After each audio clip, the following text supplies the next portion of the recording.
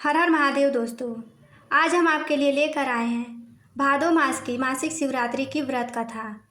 तो आइए कथा को प्रारंभ करते हैं। धार्मिक पौराणिक कथा के अनुसार चित्रभानु नामक एक शिकारी था। जानवरों की हत्या कर कर वह अपने परिवार को पालता था। वह एक साहूकार का कर्जदार था, लेकिन उसका ऋण समय पर न चुका सका। क्रोधित साहूकार ने शिकारी को शिव मठ में बंदी बना लिया। संयोग से उस दिन शिवरात्रि थी। शिकारी ध्यान मग्न होकर शिव संबंधित धार्मिक बातें सुन रहा था।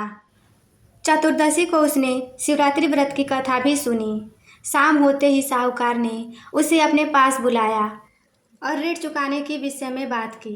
शिकारी अगले दिन सारा ऋण लौटा देने का वचन देकर संबंध से और ऋण चुकाने के विषय में बात की।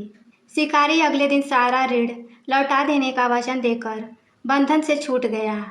अपनी दिनचर्या की भांति वह जंगल में शिकार के लिए निकला, लेकिन दिन भर बंदी गृह में रहने के कारण भूख प्यास से व्याकुल था।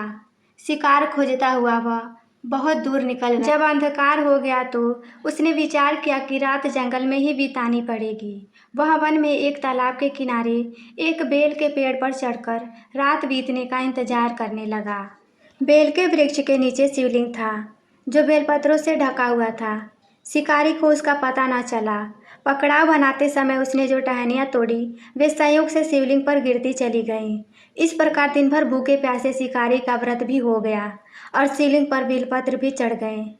एक प्रहर रात्रि बीत जाने पर एक गर्भिणी हिरणी तालाब पर पानी पीने पहुंची। शिकारी ने धनुष पर तीर चढ़ाकर जो भी प्रत्यंचा खींची। हिरणी बोली, मैं गर्भिणी हूँ, शीघ्र ही प्रसव करूंगी। तुम एक साथ दो जीवों की हत्या करोगे, जो ठीक नहीं है। मैं बच्चे को जन्म देकर शीघ्र ही तुम्हारे समक्ष प्रस्तुत हो जाऊंगी, तब मान लेना। शिकारी ने प्रत्यंचा ढीली कर दी और हिरनी जंगल की झाड़ियों में लुप्त हो गई। प्रत्यंचा चढ़ाने तथा ढीली करने के वक्त कुछ बेलपत्र अनायास ही टूटकर शिवलिंग पर गिर गए। इस प्रकार उससे अनजाने में ही प्रथम प्रहार का पूजन भी संपन्न हो गया। कुछ ही देर बाद एक और हिरनी उधर से निकली। शिकारी की प्रसन्नता का ठिकाना न रहा। समीप आने पर उसने धनुष पर बाण चढ़ाया।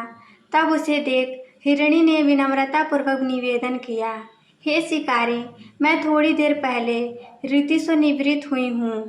कामातुर विरहिणी हूँ, अपने प्रिय की खोज में भटक रही हूँ। मैं अपने पति से मिलकर शीघ्र ही तुम्हारे पास आ जाऊंगी। शिकारी ने उसे भी जाने दिया।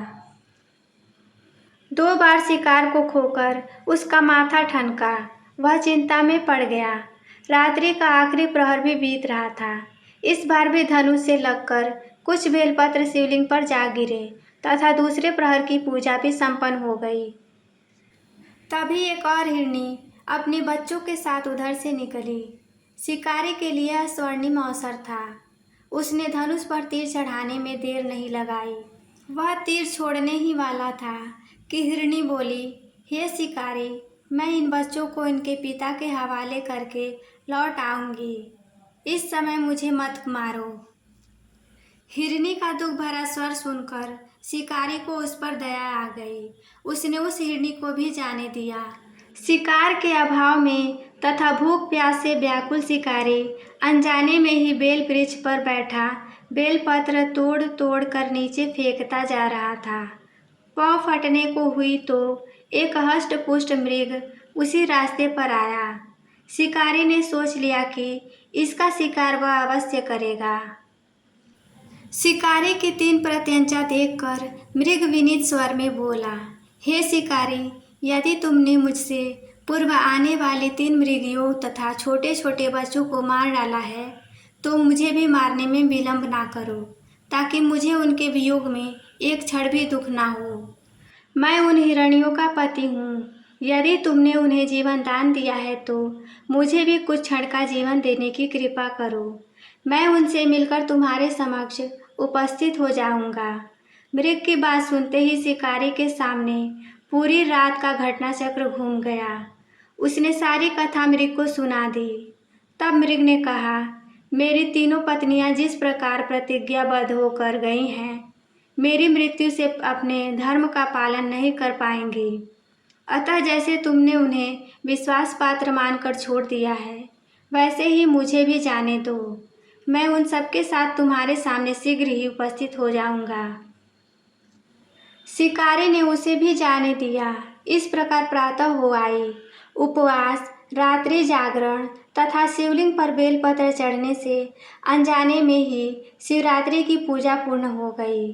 पर अनजाने में ही की हुई पूजन का परिणाम उसे तत्काल मिला। शिकारी का हिंसक हृदय निर्मल हो गया, उसमें भगवत शक्ति का वास हो गया। थोड़ी ही देर बाद वह मृग परिवार सहित शिकारी के समक्ष उपस्थित हो गया ताकि वह उनका शिकार कर सके। किंतु जंगली पशुओं की ऐसी सत्यता, सात्विकता एवं सामूहिक प्रेम भावना देखकर शिकारी को बड़ी ग्लानि हुई। उसने मृग परिवार को जीवन दान दे दिया। अनजाने में शिवरात्रि के व्रत का पालन करने पर शिकारी को मोक्ष और शिवलोक की प्राप्ति हुई।